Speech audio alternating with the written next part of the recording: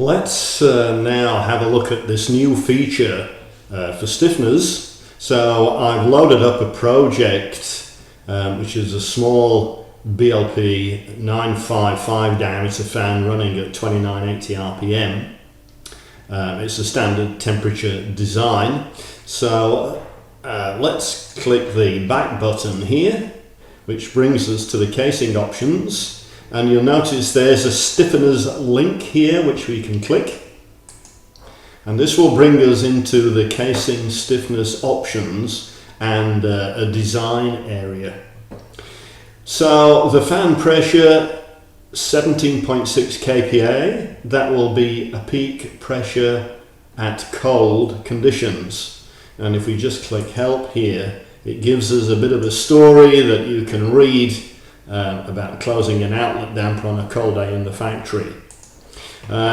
We can change this pressure, but let's have a look what we've got at present.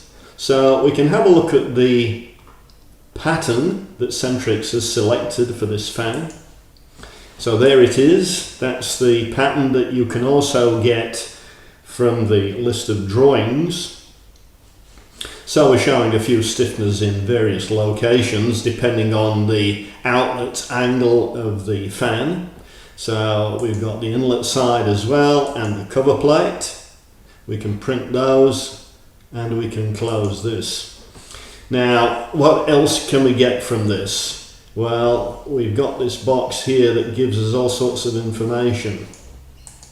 So you'll notice that the design pressure here is what we have up here, and we've got a plate weight added to it.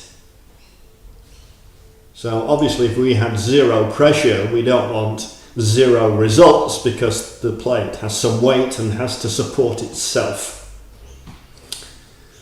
So let's just scroll down here. So that's telling us the material that we've used and the maximum permissible plate sizes.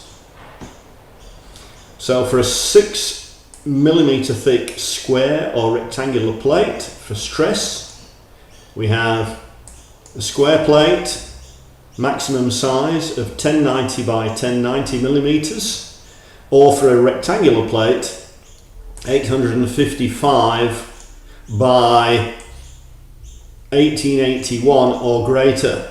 Now if we want to look at the deflection, it's underneath here, and we'll see that in this case the size of the rectangular plate to limit the deflection for 3mm, that is between stiffeners, is much smaller. It's only 809 by 809 or 694 by something greater than 1388 or equal to 1388.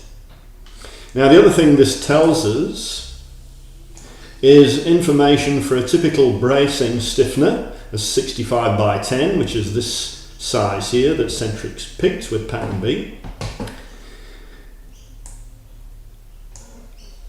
So it's telling us that, hang on, let's just go back. It gives us some values, some stiffness values. So IXX and ZXX, if you don't know what those are, they're engineering terms, and I'm not going to go into that in detail. If you don't know what they are, then talk to an engineer.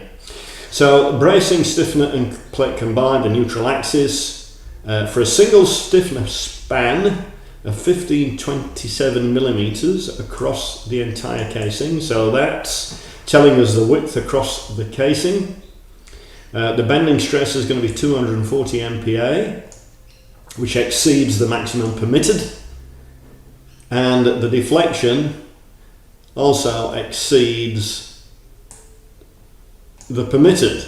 Now you notice that for the stiffener, it isn't controlled by this value here. That only controls the plate allowable deflection.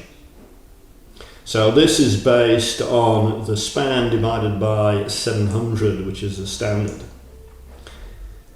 Okay, so we've got a couple of notes there. Now we don't get warnings particularly here because we might depending on how the casing is supported with the pedestal welded to it and so on, we probably won't have a single span there.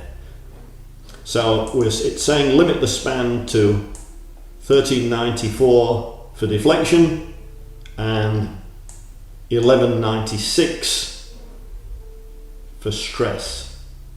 So in this case we've got a smaller span for stress rather than deflation. Now there's a couple of other interesting things here. We can also see the results for the casing without any stiffeners or pedestal, just for reference purposes.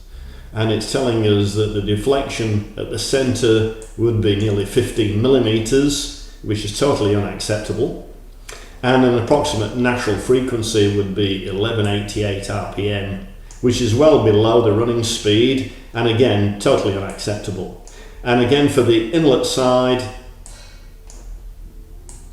we've got the same sort of analysis, a lower deflection and again natural frequencies. Again, these are totally unacceptable, but provided for information.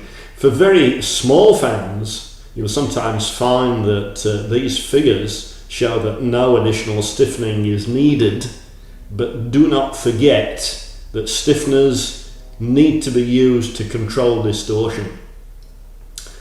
Okay, so that's that particular screen, and that the other thing is we can look at the operating temperature, in which case we have to click calculate. The mechanical design temperature, calculate, but that doesn't, because the temperatures are not above 50 degrees C, then that produces no change in this particular instance.